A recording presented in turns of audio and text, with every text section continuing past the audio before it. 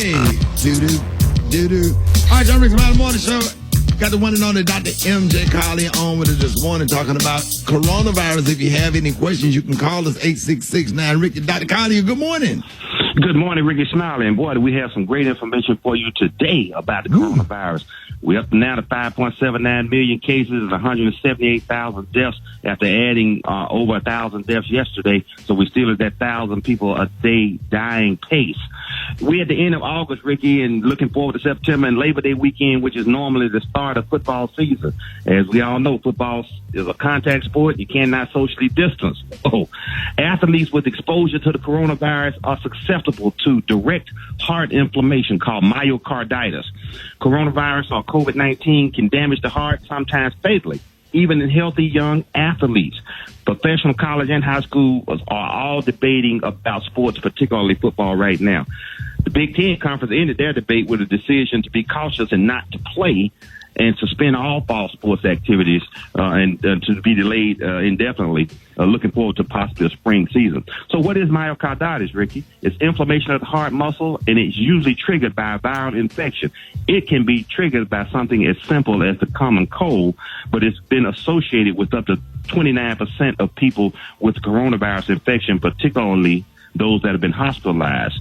The inflammation is usually mild and goes away with rest, but it can cause temporary or permanent heart problems from cardiac arrhythmias, heart failure, and sudden cardiac death. Think it can't happen? It just did.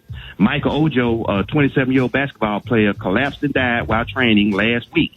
He had tested positive for the coronavirus and supposedly was recovered. And that's what we're finding. People that have gotten over the 2-week period should be again healthy, and then they die from an acute cardiac event, a heart attack.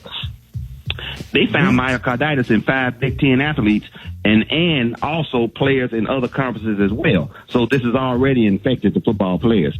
So how are they diagnosing it now? What's recommended? The SEC is going really good. They are doing diagnostic EKGs. They're doing echocardiograms, which are the heart ultrasounds, and they're doing blood tests for a blood protein called troponin.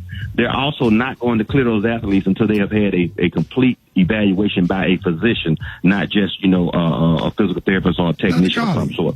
Yes, sir. Can't they come up with some kind of like the motorcycle helmets where it's you can't breathe, no air can. There's like a little small air can. I'm just thinking idea, because it's the helmets, right?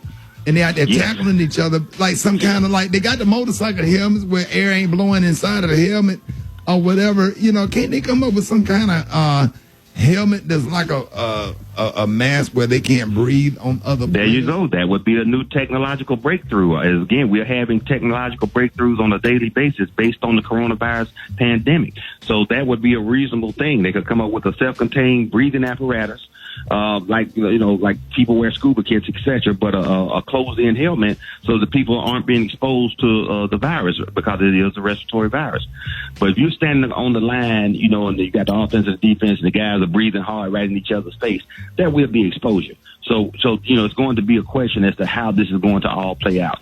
So I'm hoping that with the new guidelines that the SEC has come forward with, that will make it safer for the athletes. But again, athletes that are diagnosed, I spoke to a prominent cardiologist, one of the best in the world, happens to be African American, Dr. Paul Douglas, and he told me that with myocarditis, they recommend a minimum of 30 days or rest up to 3 months, which would be basically the whole football season if somebody tested positive and also had myocarditis. So we want to make sure that we're protecting these athletes. Again, we've already had deaths that have happened, and and if that starts to happen, it's going to really redefine the league.